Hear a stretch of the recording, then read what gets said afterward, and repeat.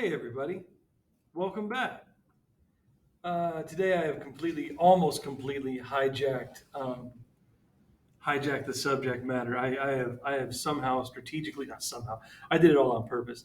I have strategically hijacked the entire thing because I would like to talk about early American history, which has a surprising amount to do with Europe, Yeah, it's the colonial age, right? We're the going to go colonial and age. colonize the new world, the Western Hemisphere. The colonial Right. age, or the last time Scherzer was really interested in the American colonies. After that, it's what? Oh yeah, Civil War, and then there's like a couple other ones, and Yes. then like I don't know, computers. So But we're going to mostly focus on the British today, as you can tell by the maps. And what is that? The $1 of the state of Rhode Island? yes, All right. I thought it looked cool. And then, of course, the very famous Benjamin Franklin political cartoon. So not gonna lie, I picked the bottom picture just kind of out of randomness, and then I realized no, it actually has a lot to do with the idea of salutary neglect as well. And it actually, once again, this is how brilliant I am subconsciously. It has a lot to do with join or die as well. It has a lot to do with that. So, first off, if you look at the map on the left, you'll notice the Atlantic is spelled wrong. God, I hope that you noticed that Atlantic was spelled wrong. Did you get a German map? I got a German map. Nice. I told you. The best maps to get about your own country are from other countries. Hey, the last time I used a German map in my class, it was in German, and I had to translate it for the kids just to be safe. Just to be safe. This is Hamburg. It's spelled Hamburg. So but it's like I like what they've done there. We were talking about this earlier. The problem was we should have pressed record like 15 minutes ago. We just kept talking about it, which shows you how dedicated we are to the discussion of history because we'll be doing this whether you're here or not. So this is just fun. But it shows the original colony, and then it shows the expansion of that colony after the everything After the revolution. after the revolution and the expansion into this area, and it just has it all for you. Actually, after the revolution and after they gave up the lands of the Articles of Confederation. Because remember, North Carolina was claiming all of what would become Tennessee. Oh yeah, Virginia would claim all of which would become Kentucky. And then you had all those claims in the Northwest Territories up there. So once they gave up those, this is what the states are going to look like up until the Civil War, because you can see West Virginia is still attached to Virginia here and not a separate state as it will be in the 1860s. very much so. That's one of the big problems I keep having is like I always have in my mind, and I'm sure several of our students do. The states always looked like they did. They were always the same shape. No point did they change. Once they were plonked down, they were perfect. And that's one of the big misconceptions we have about history is this inability to change and shift. It's like We forget about one. We forget about the people that were already there first. So the native tribes, Mhm. but we're going to establish along the coastline. Obviously, you want to be close to the water. But as you brought more and more people in, whether it was the old head right system, where people were promised land for bringing other people in, That's the indentured system, right? and then yes, and then people misunderstanding that, but then moving out west, right? You have the Scotch Irish that go out in the Appalachian Mountains. Why? Because it looks like the Scottish Highlands, for crying out loud, right? We're going to go out there and we're going to make a living. You get squatters' rights. You can get all the land you want, right out there, and nobody's going to bother you. Well, except for the natives, and that starts setting off of those little conflicts, like the Paxton Boys and those little East-West conflicts Yeah. that happen in the early colonial age. So let's talk about the political aspects of salutary neglect. Let's set up salutary neglect in England. What are the political, I'm going to defer to you on this one. What are the political conditions that are met to make salutary neglect happen in the colonies? You have the Whig Party, WHIG, come into power in Parliament, right? And this is right after William and Mary are brought in, and the James Oliver Cromwell, Yeah. right? We don't talk about the Cromwell Center. Right. All of that gets taken care of. We bring in the Glorious Revolution, and all of a sudden the Whig Party gets control of Parliament. And the Whigs kind of take a very hands-off approach to the colonies. If they're not causing problems and issues, if they're doing what we expect them to do under this mercantile policy, provide us with those raw materials, provide us with the stuff they require, we're going to kind of leave them alone and let them kind of do their thing. Because remember, a lot of these colonies, especially early on, are charter colonies. They're supposed to make money for the crown. Yeah. They're supposed to make money for jolly old England, right? They're And if they're doing it, they're fulfilling their contract. We do have a few proprietary colonies, Maryland, Pennsylvania, and we're going to start getting some royal colonies. But even the royal colonies are expected to make money for the crown. New York, New Jersey, in particular, and then we have the Carolinas and the Georgias that come in later. Georgia being brought in as a penal colony, got us someplace to send those debtors and people we don't want clogging up our prisons in London.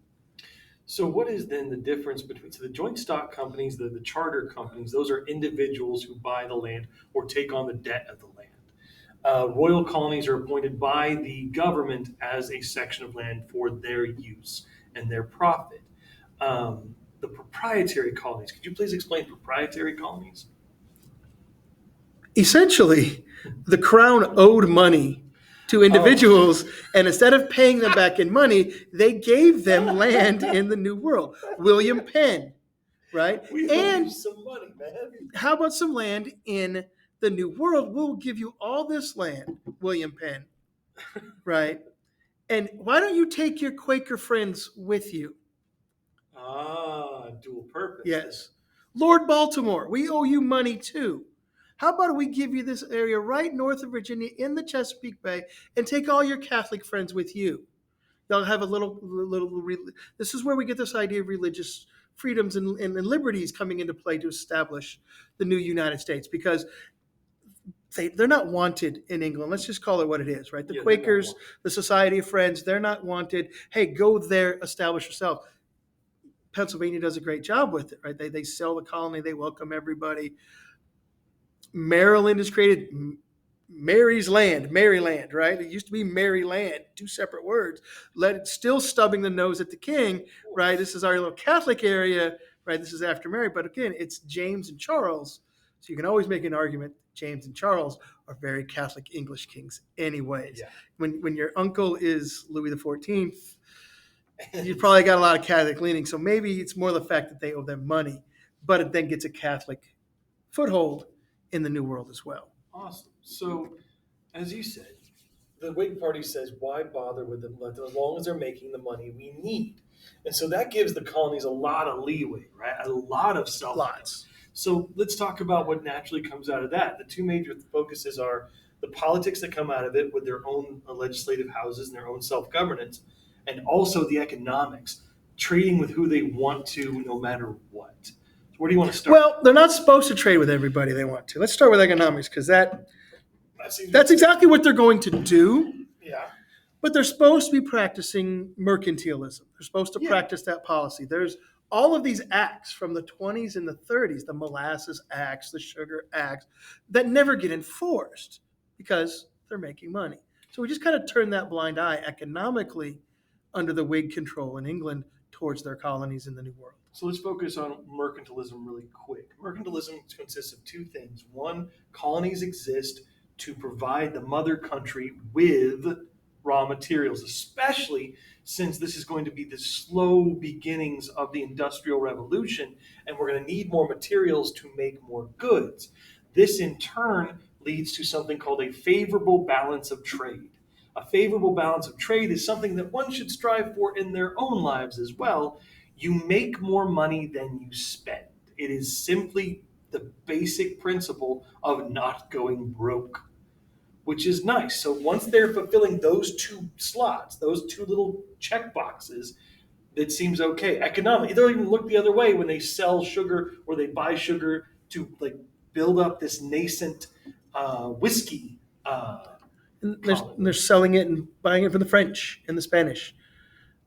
But mercantilism benefits the mother country. Yep. And economically speaking, it doesn't benefit the colonists. So that's going to start bending that, because in theory, the only place they're supposed to buy finished products from is the mother country. But they're not going to enforce that. They're not. The Whigs are not going to enforce it. but it's going to set up an issue later because the Molasses Act and the Sugar Act and the non-intercourse acts with foreign combatants, right? Those types of laws and acts that get put in but never enforced, but they're still on the books, so to speak, right? It's like dress code at school. We don't say anything until we really need to get you, in which case, I don't know if you can wear Crocs anymore. Yes. So that's the thing. But the thing is, the problem is for us, I guess, is how quickly that becomes such a huge backbone of our entire economy. Until you explained it to me, I had no idea how incredibly integral sugar and whiskey was. Yeah. And I also didn't know that whiskey was clear until I watched all those wonderful shows on the Travel Channel. Oh, yeah. The government makes it brown. The government makes it brown. The government turns it into brown water. It proves you paid your tax. That's so weird. I love that. Yeah.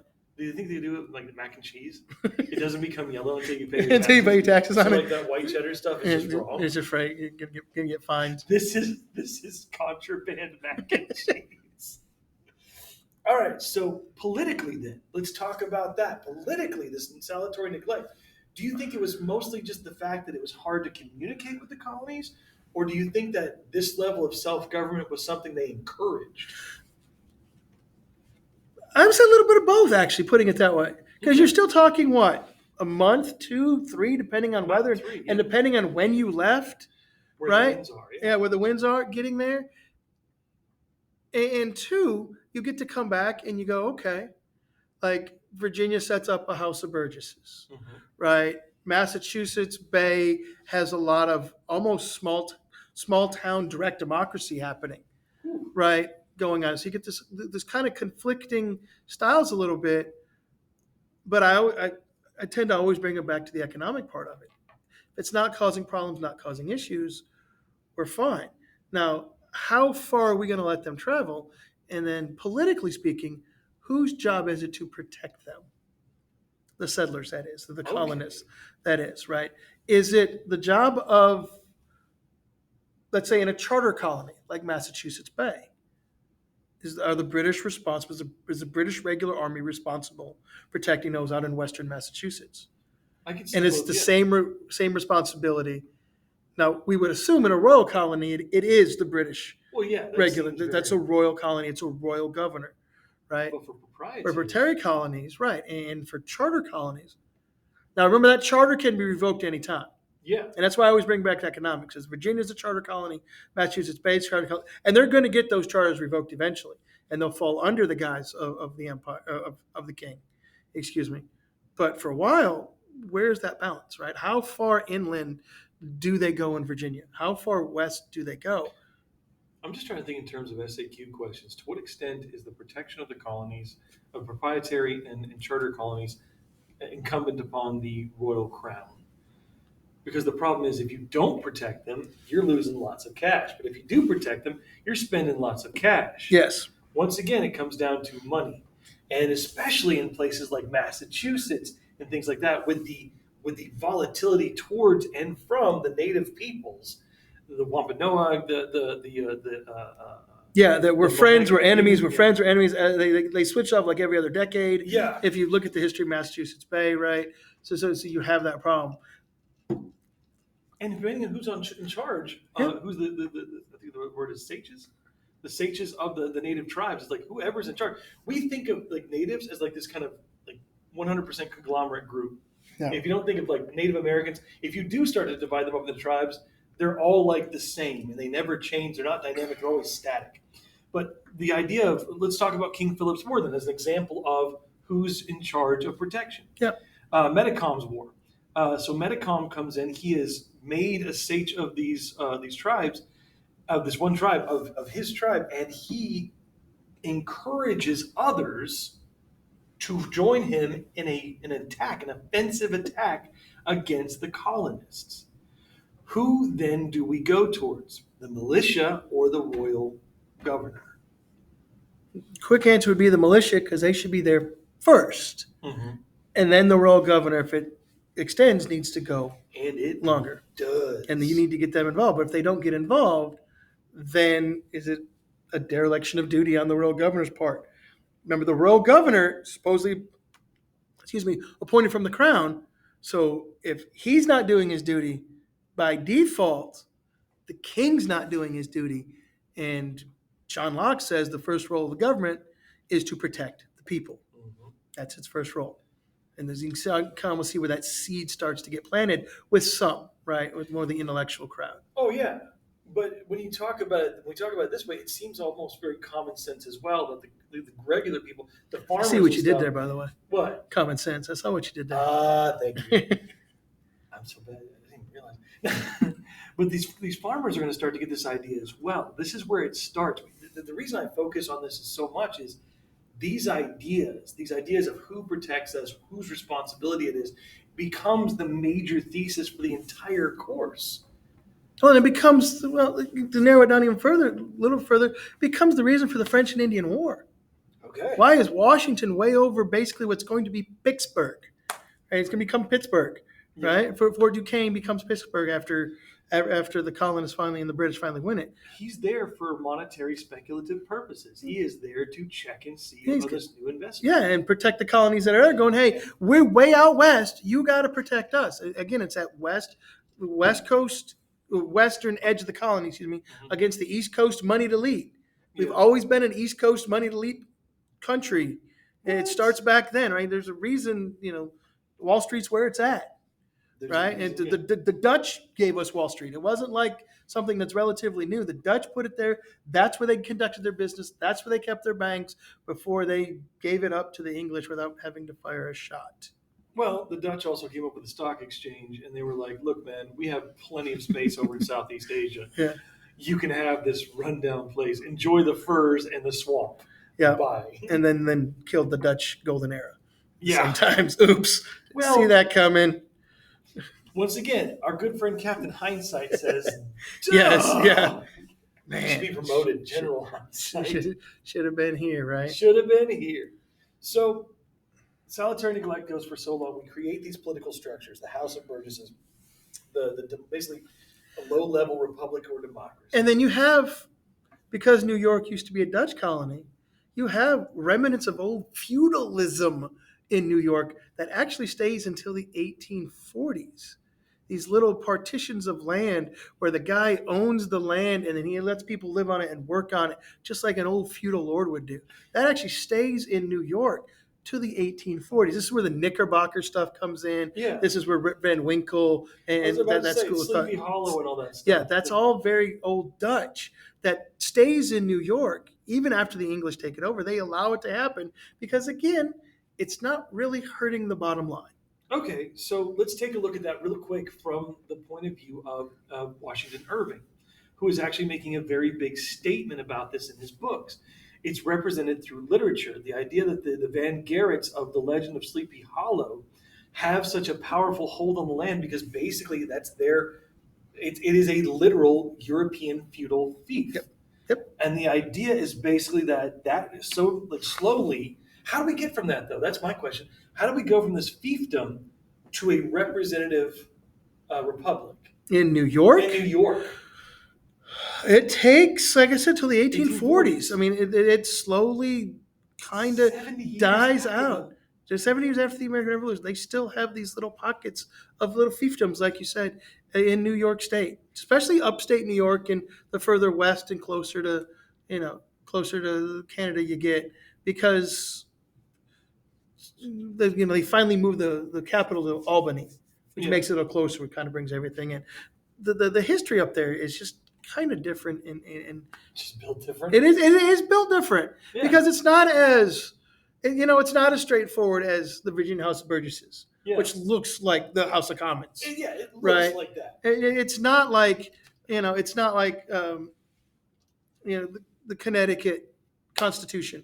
Right, it escapes my mind really good. Connecticut, their charter is essentially it's still their state constitution to this day. Wow. Right, their charter from the 1600s. Right, it's not Massachusetts and practicing small town democracies and stuff like that. New York is run a little differently, and then you have the proprietary ones that could kind of run it like their own kingdom. I mean, Pennsylvania means Penn's Woods, Yeah. for right. So you can run it any way you want, right? The royal colonies have royal governors, and then you go down here in the Carolinas, and well, you're going to get a lot of immigration down into the Carolinas. The Irish and the Scots show up right down there in the Carolinas. So you're going to get this mixture of people that now don't necessarily like the English coming into play, setting up their ways of doing things and kind of doing that. So I'm going to fast forward a little bit, but getting the Carolinas on board for the American Revolution, probably not as hard as you think it would be, because they're Scotch. They're Irish. They're not big fans of the British anyways, of the English, excuse me. Anyways, we can jump on board in this, right? Yeah. It's that group there kind of in the middle. That is basically transplanted European elites Yes. now just here. Yes, because there's more land. And as you go just a little bit off of the coast and the rivers, you get away from the swamps. Yep. Which is very funny because then we move the capital back to a swamp. Speaking as a boy who's lived most of his life in a swamp, they're nice once you drain them. So that's right. Shrek was your neighbor, wasn't he? Yes, he was. Somebody once told me. So let's talk about what do you think is the biggest cause, the major push to the end of salutary neglect? Where do you think that is? Can we agree the coronation of George III. Okay, because I was arguing it was going to be the French and Indian War. Well, but he becomes king during the French and Indian War. Okay, so yeah. So they go together. Okay. George III becomes it, and he understands, okay, technically he doesn't have a lot of power anymore. Yeah. Unless he's friends with the prime minister, and the prime minister are loyalists. The prime minister is a Tory, right? And that's Pitt, right? And that's going, well, no, that's going to be George Grenville after the war. Sorry. Right? Oh, you talk about Grenville. Yeah, those guys. Pitt is the one that actually comes in, and we like Pitt the Elder, right? He comes in and he goes, okay, we're going to focus this war. We're no longer going to worry about the pirates in the Caribbean, right? We're not going to worry about this and that. American colonists, quit trying to take stuff in Canada, right? Let's focus on getting rid of the French and some of their allegiances with some of the confederation of native tribes. And as we know, confederations never work. Confederations never work. Tattoo that on your body somewhere. And that is why we get Pittsburgh, because we get that.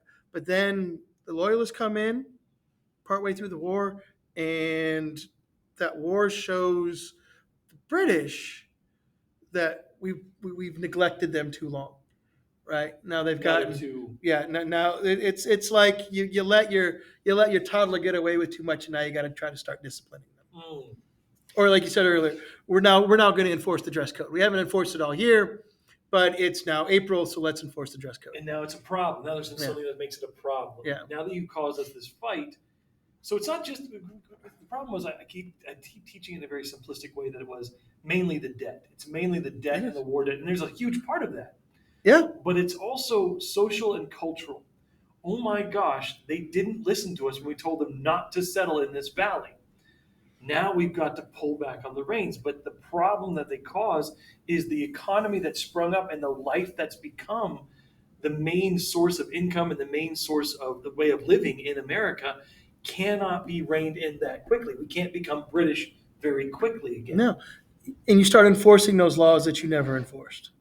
They were always been there, so we're going to start enforcing them. And you're right. At that point, we can't rein them in. That's the whole point of Franklin's political cartoon here, right? This is the Albany Plan of Union, 1754, with the Albany Congress, right? They're going to come together. They're going to meet, right? And Franklin is one of the few people talking about Americans, right? We're our own people. At this point, he's realizing we're different.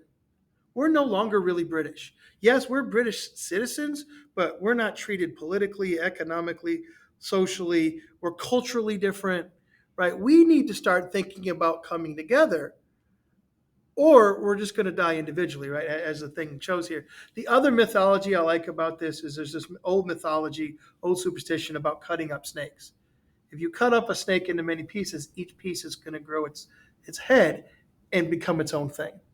And so if you take that in with what Franklin's doing here, if you're playing against especially the uneducated that's going to look at this cartoon, because you don't need to have an education to understand what's happening here. Yeah. and you believe in that superstition that every one of those pieces is going to grow its own head, become its own snake, one of two things are going to happen, right? The English might look at it and go, man, we're going to have 1, 2, 3, 4, 5, 6, 7, 8 different separate problems. Or you're going to have 1, 2, 3, 4, 5, 6, 7, 8 different nations. Or, and Franklin's trying to tell us we're all one together. Yeah. Trying to play this up. Because if we did come in as in different little nations, we would have been absorbed anyway, one way or the other. And each one with its own agenda. We need to have our own. That's what I was trying to say earlier. Yeah, okay. We have to have a togetherness agenda. Does that make sense? A togetherness agenda. A togetherness agenda. We can't be individual and have individual agendas for each one of us. We need to come together for a common cause, a common purpose. What's your agenda? We want to be friends. Well, that's such friends. That'd be Pennsylvania. That'd be Pennsylvania. That's the Society of Friends. So like all of that starts. Now let's talk about Grenville real quick, because whenever they ask a question on the AP exam about this time period, it's always about Grenville. Why is Grenville the guy to do this? Why is Grenville so instrumental in pushing us towards war? Well, you said it, right? He sees the debt. Okay. Right. He sees I believe he used to be a former chancellor of the Exchequer. Yes, that is correct. Right. So in charge of the money. He's in charge of the money. He's got the power of the purse. So real quick, time out. Tangent. The one thing I love about history, the absolute thing I love about history that we used to focus on in AP that we don't anymore, is where's the person coming from and where is their bias. Yeah.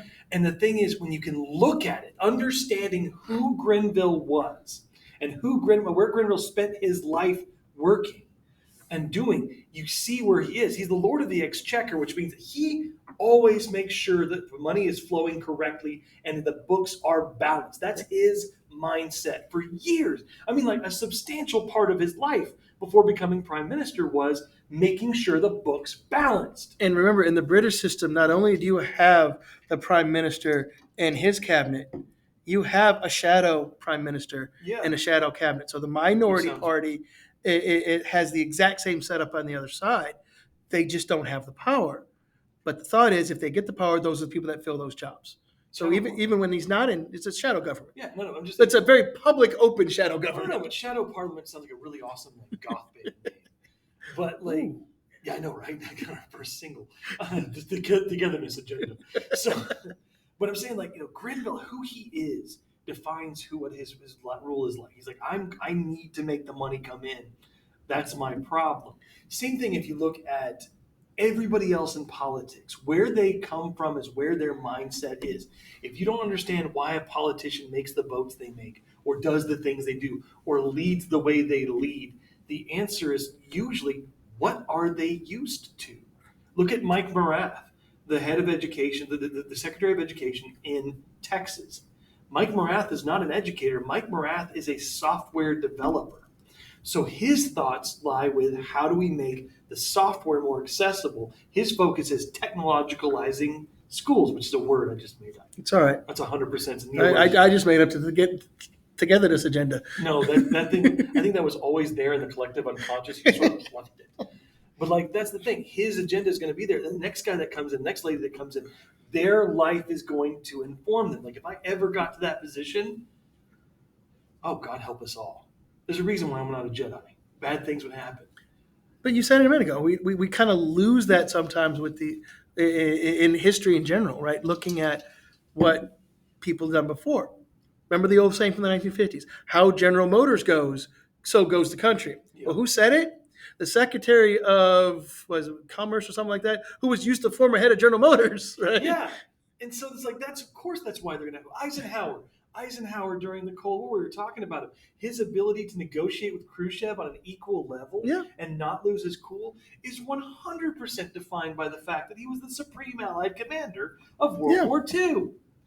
It's like, you don't get to these positions. You don't rule that way without having taught that. That's why Louis XIV was the way he was. That's why the 16th was actually completely different. He was brought up wrong. He was never supposed to be king. Things like that. So going back to this, Grenville is 100%, you will pay back these debts. And the ironic little twist of history is the taxes.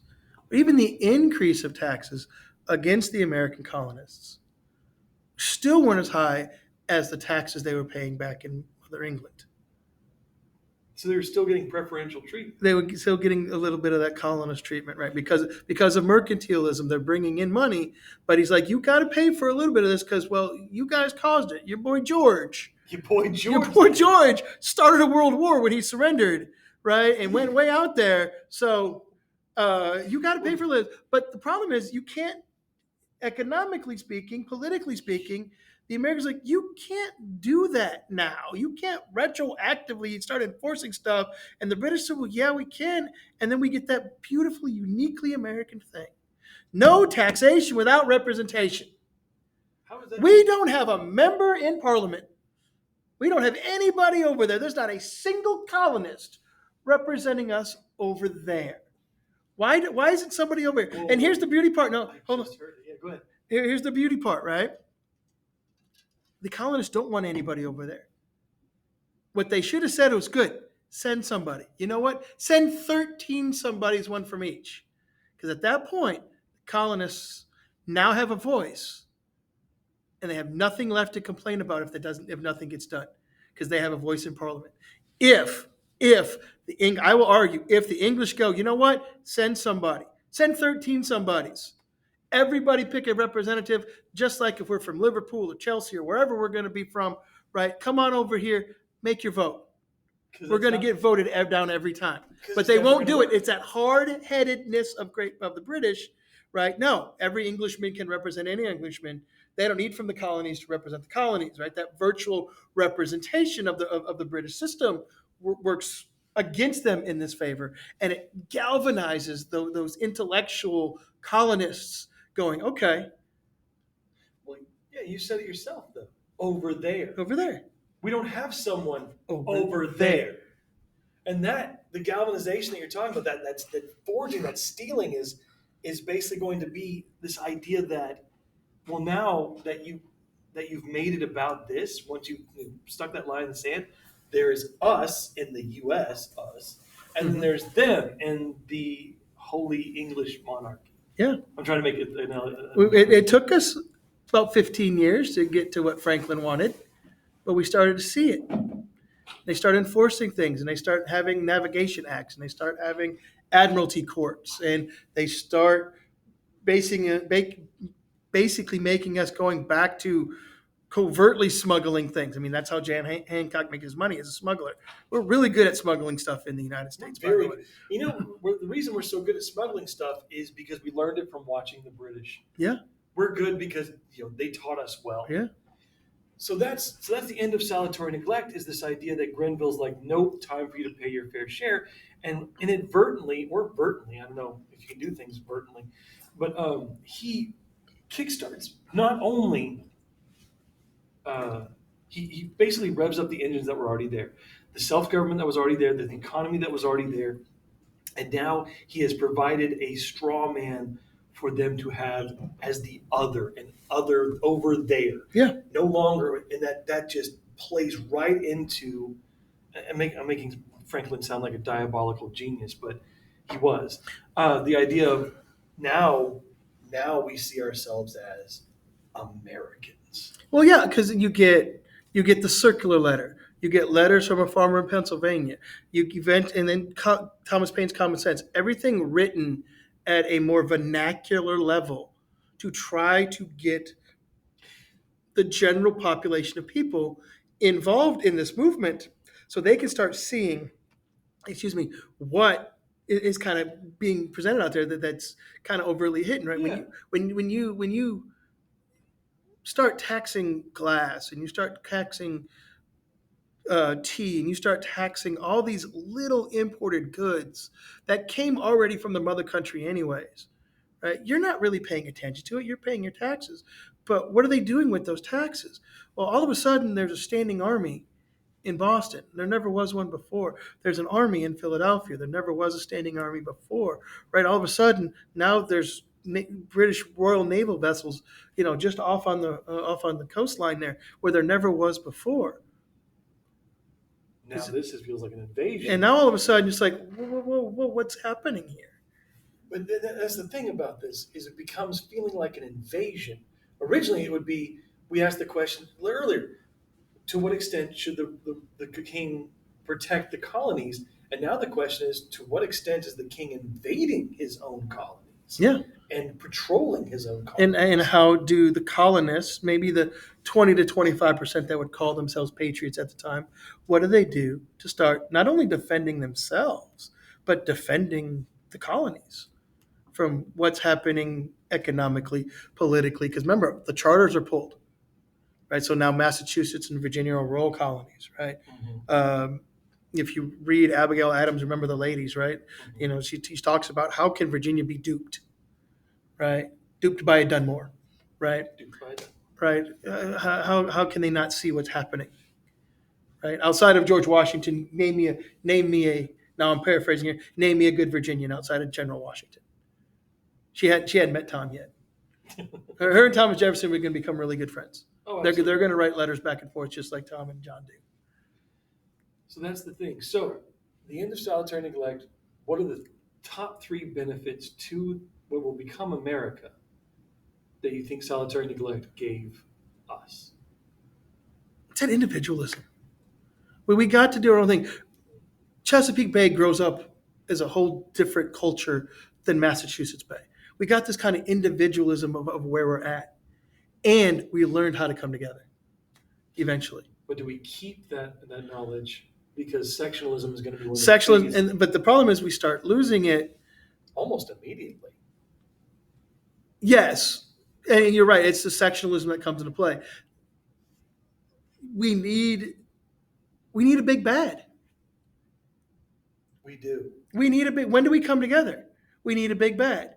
The American Revolution, the War of 1812, the war against Mexico, Big bad. the Civil War, both sides. We are the big bad.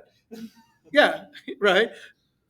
Spanish American War. Remember the Maine to hell with Spain. We told them they were the big bad about a month after we started fighting. Exactly.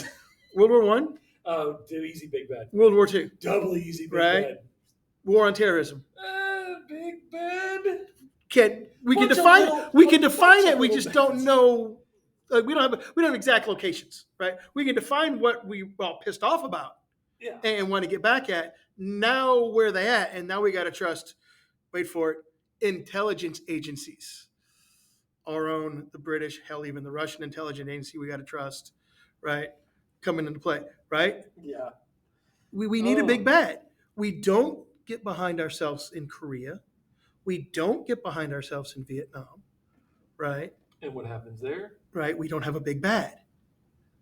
We've lost our trust. We've lost our faith. We've lost our. To quote President Carter, we had a crisis of confidence with ourselves. All right, then final thought question. Do we have the capability of coming together again? I'm not asking for a big bad. That's going to happen at some point. Do we have the capability this time, no matter who the big bad is, to put aside all of our hemming and hawing and do what needs to be done as we've done before? Or have we lost that? For a short period of time, I'd say yes. But if it gets extended, no. So you're saying nuke everything? If I got to sound like General LeMay, then I guess I sound like General Curtis LeMay. Nuke everything. There you go. Thank you for this walk down Salutary Neglect. Thank God we didn't have nukes back then because, I don't know, a colonial radiated wasteland would be fun to play in. Might be a good game. I'm in. I would play. New Fallout is like in the past. I love it. All right. Thank you for listening. Send us your ideas for what you want us to talk about. Otherwise, we just do whatever we feel like. But say goodbye, Schnetty. Bye, Schnetty. There you go.